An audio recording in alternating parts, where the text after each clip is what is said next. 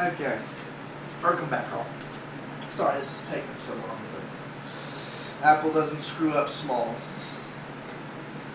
This one drives me nuts. And it should. Every person using OS 10 should call Apple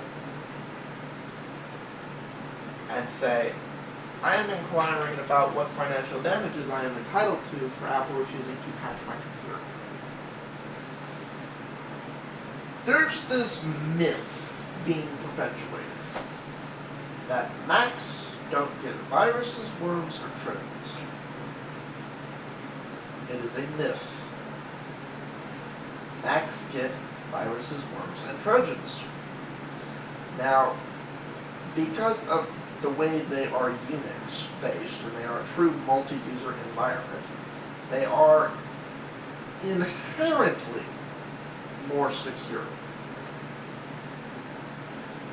But it doesn't mean they don't get these things. It doesn't mean they don't have security flaws.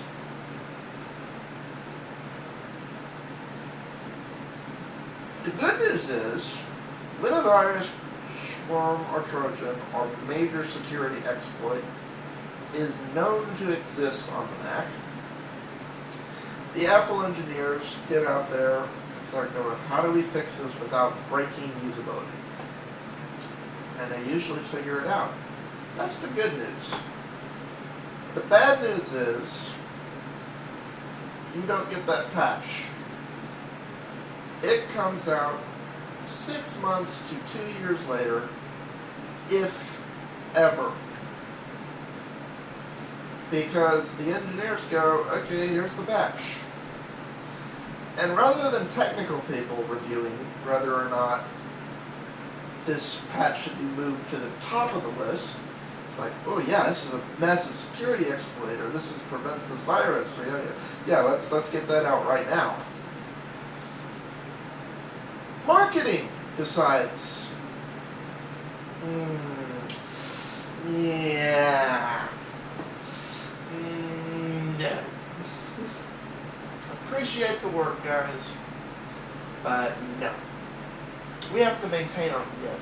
And we did a poll, and it turns out that, yeah, some people might not be happy. So, yeah, we're not going to release this patch. Yeah, no. Remember, you can't tell people about it. No, we're going to pretend that this doesn't exist and it's not a problem. And, you know, if some Macs get infected or if some people's privacy gets compromised, well, they won't know it. So, Apple users, Apple diehard, Mac heads, Emeek77, explain to me how refusing to patch security holes, viruses, and trojans that can be is a good thing. How making your system stay compromised to maintain a myth that isn't true is in your best interest. I'm all ears.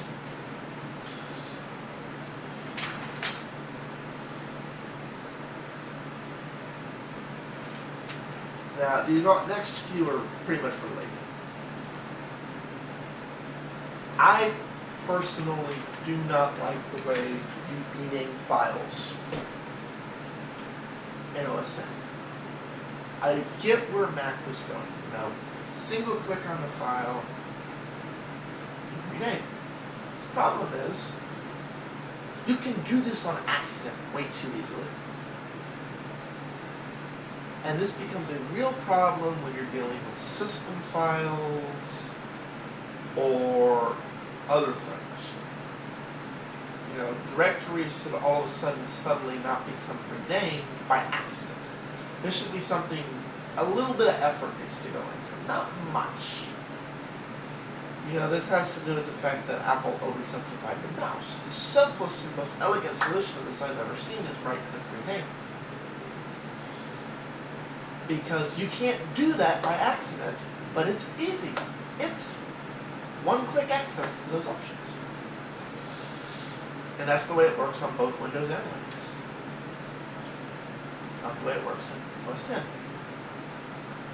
So explain to me why having this set up so that a lot of people accidentally rename files, which causes endless problems, is a good thing. Like I said, a lot of these are related. The next thing was, overdrop. Drag and drop is just as overly simple.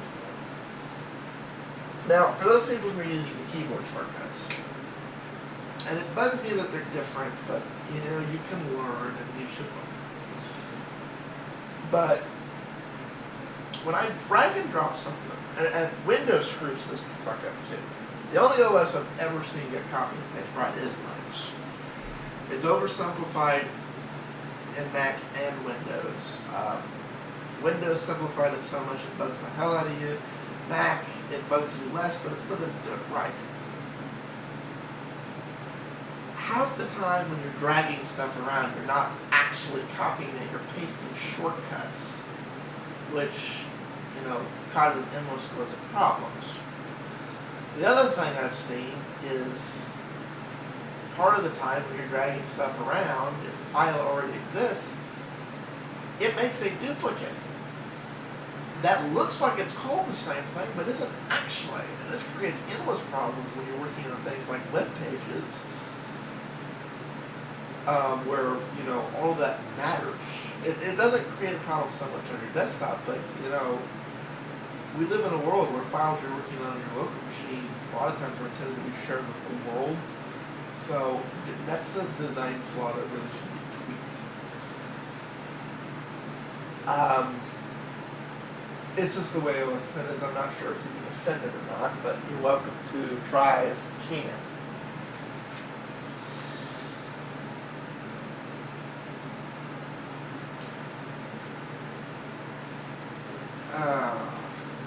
Alright.